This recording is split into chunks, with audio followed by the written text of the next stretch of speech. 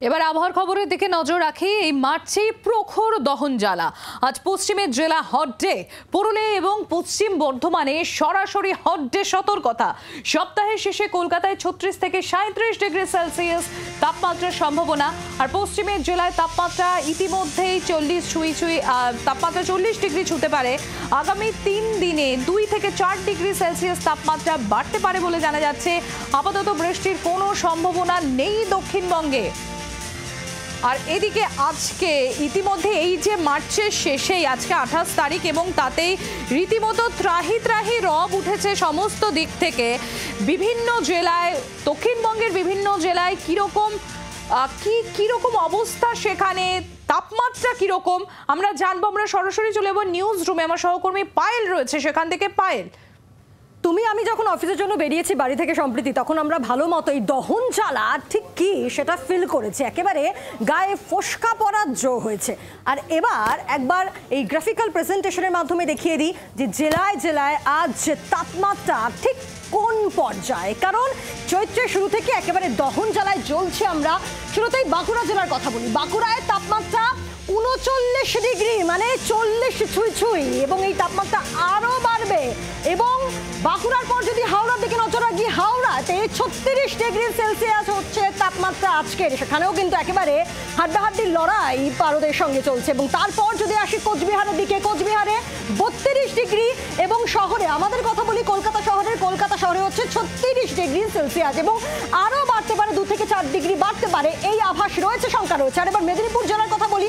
মেদিনীপুরে 38 ডিগ্রি, নদিয়াতে সেখানে আবার 37 ডিগ্রি টেম্পারেচার, এবং তার পাশাপাশি বর্ধমানেও সে 38, অর্থাৎ মেদিনীপুর এবং বর্ধমানের মতো।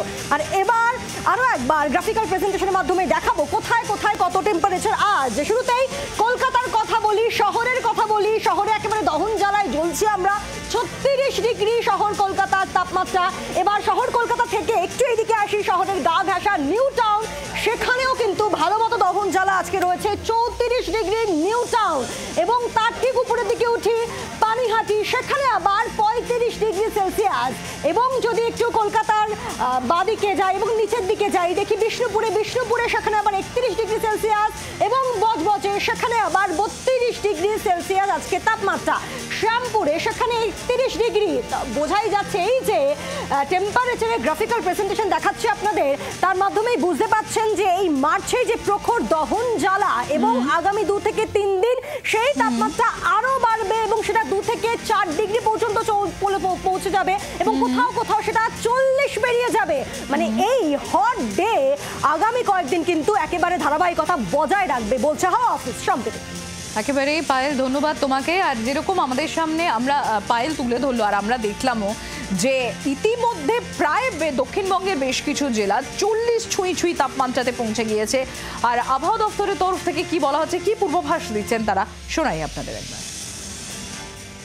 পশ্চিমবঙ্গের অন্যান্য সব জেলা, পূর্ব দক্ষিণবঙ্গ এবং উত্তরবঙ্গের বাকি জেলাগুলোতে বৃষ্টিপাতের কোনো সম্ভাবনা নেই, প্রধানত শুষ্ক আবহাওয়া। ম্যাক্সিমাম টেম্পারেচার আপনার আগামী 24 ঘন্টাতে 2-3 ডিগ্রি বাড়ার সম্ভাবনা আছে। হট ওয়েদার কন্ডিশন থাকার সম্ভাবনা আছে, যদিও হিট ওয়েভের কোনো এই মুহূর্তে আমরা সম্ভাবনা দেখছি না। সপ্তাহান্তে কলকাতার তাপমাত্রা 37-এর কোঠায় পৌঁছতে পারে। পশ্চিমাঞ্চলের জেলায় জেলায় তাপমাত্রা ঘোরাফেরা করবে 40-এর ঘরে। পুরুলিয়া এবং পশ্চিম বর্ধমানে আনুষ্ঠানিকভাবে হট ডে বা উষ্ণ দিন ঘোষিত। বাকি জেলাতেও ফিল লাইক তাপমাত্রা কার্যত দহন জ্বালা বা তাপপ্রবাহের মতো অনুভূতি দিচ্ছে। এই অবস্থায় মার্চ মাসের শেষ সপ্তাহ যদি এরকম খেলা দেখায়, তাহলে কি হবে এপ্রিল, মে এবং জুন মাসে? কারণ জুলাইয়ের মাঝামাঝির আগে রাজ্যে মৌসুমি বায়ু প্রবেশের কোনো সম্ভাবনা নেই।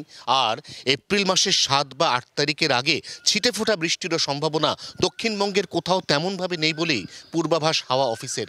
এই অবস্থায় দহন জ্বালাতেই আপাতত সঙ্গী করে কাটাতে হবে গোটা দক্ষিণবঙ্গকে। 24 ঘন্টার জন্য ক্যামেরায় অরিন্দমের সঙ্গে অয়ন, কলকাতা। বাংলার আওয়াজ, বাঙালির আবেগ, জি 24 ঘন্টা।